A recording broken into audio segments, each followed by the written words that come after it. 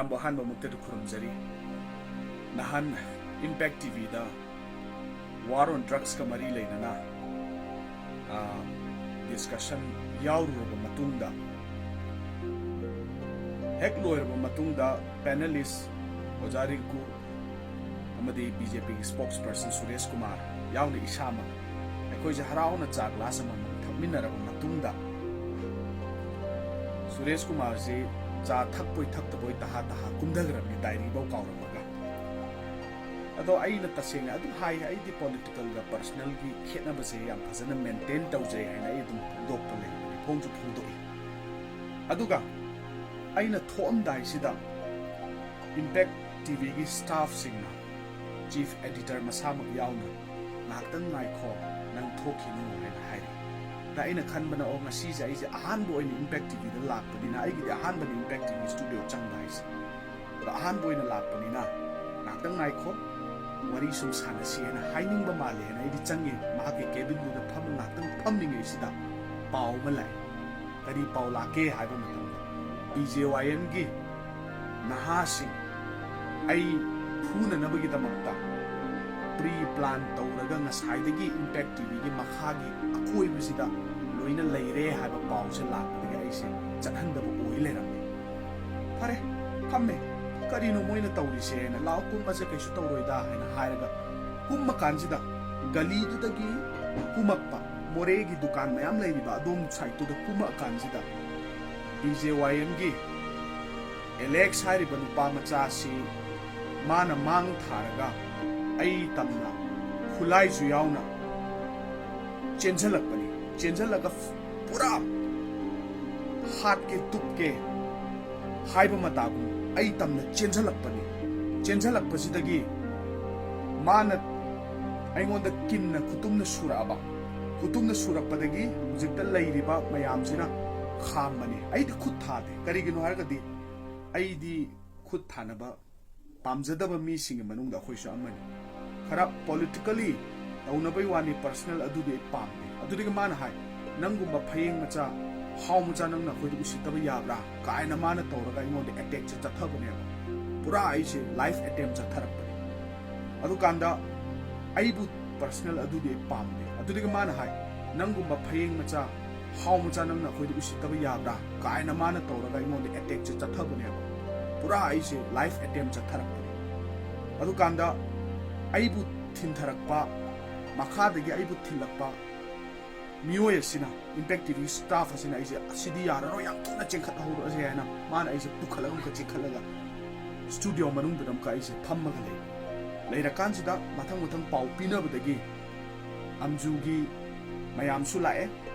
police mayam ju yosale amjugi la isina karigino haragadi kanagumba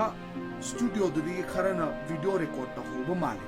tawriba record che hojiki BJYN gi naha kharasina Impact TV studio matak tabo chen khalaga yam thunu kakhalu natragadi noijo afabo oiroi haina haibadagi damka tawbadagi amju bo yauni yaunaraba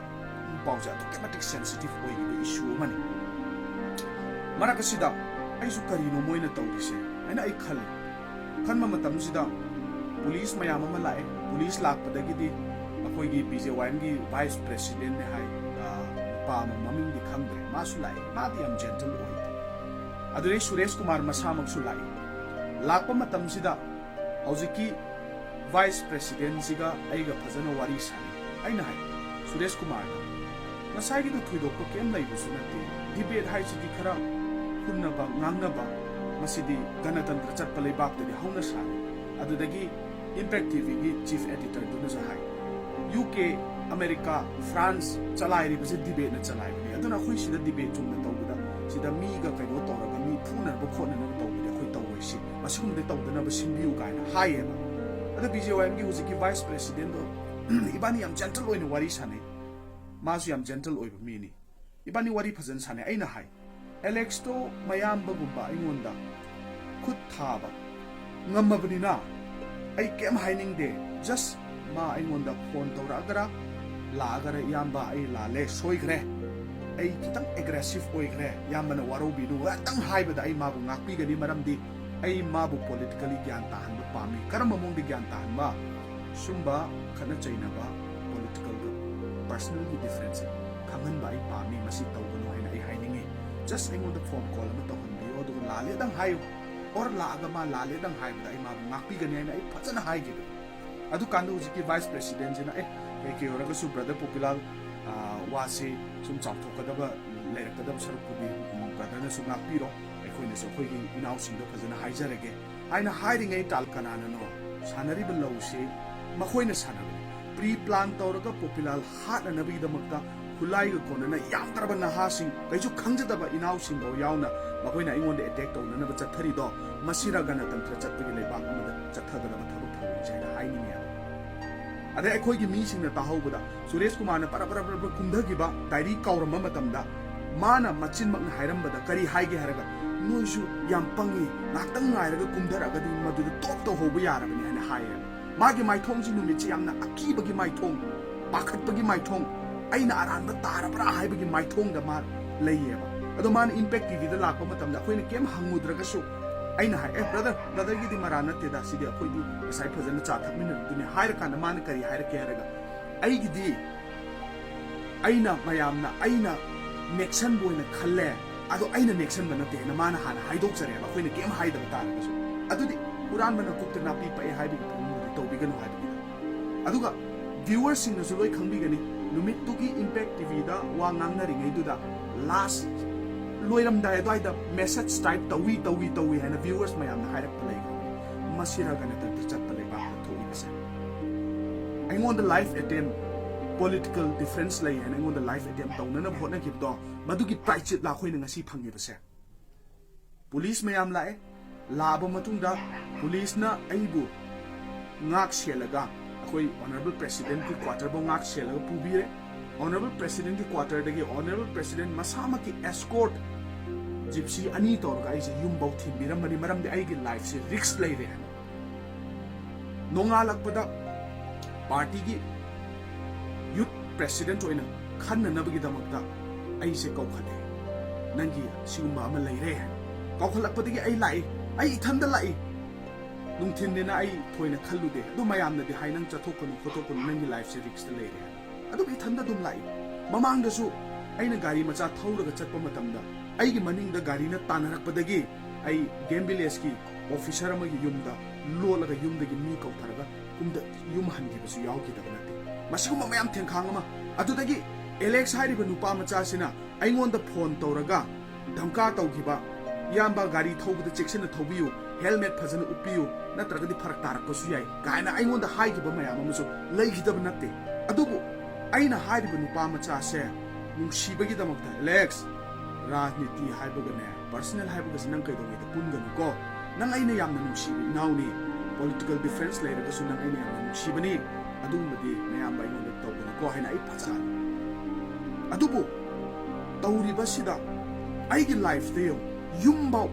panel da phamba nupa macha ama panel da phamba youth ki president ama yumbau score tawraga thimba haise masi democracy chatpa leba amagi hauna sara ha de prajam yamna adum decide to bi hai adu ngarang gi numit sida ai mami tv da interview pire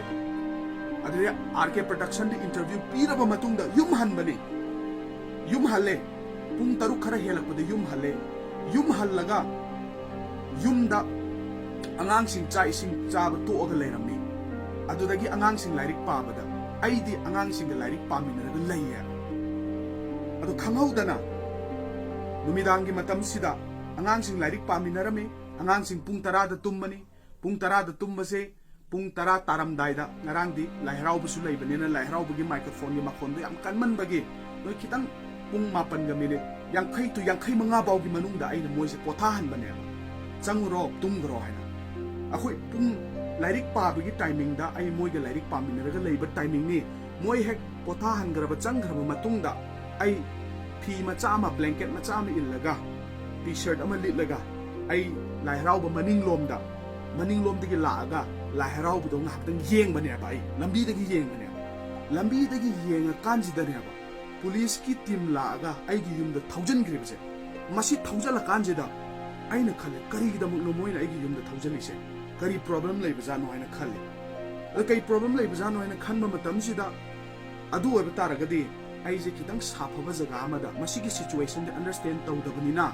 अइ करिगिनोजु खंगदबनिना साफब जगह अमदा लेहौबु मथौ ताइना हैन खलगा अइ साफब जगह अमदा अइसे divert तौथोकपने divert तौथोककांददी police की टीमजुना अइ युमजे हेक्ता मथक मखा ओनबने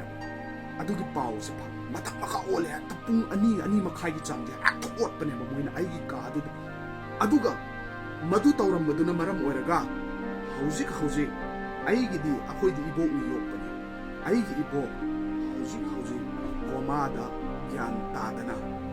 भाप तादना मा मसा लैरिएबा मसिगी दायित्वसे कनाना पुगदबो ngarang da chak phajana charaga pothagraba aigi ibokto police ki team laaga BJP na BJYM na injalaga tharaga aigi yumda pung ani makhai mukti changre chathagibdana maram olaga aigi ibokto thukat kharaga ngasi hauji wa ngangna sakna yadabida koma da leire pharak tagadabu male ibo hauji koma da gyan tadana भाप तादना मा मसा लैरिएबा मसिगी दायित्वसे कनाना पुगदबो ngarang da chak phajana charaga pothagraba aigi ibokto police ki team laaga BJP na BJYM na injalaga tharaga aigi yumda pung ani makhai mukti changre chathagibdana maram oiraga aigi ibokto thukat kharaga ngasi hauji wa ngangna sakna yadabida koma da leire pharak tagadabu male yagadabu mandre haina hairibasiki daita kanana pugadabno makoi attack tawe haiba timing khabar da pung mapan makai ga haina haiba timing du dadi ai de lairik taga leiri madugi CCTV footage ai yum da khiliba CCTV du da mayek singna leya masira ai koina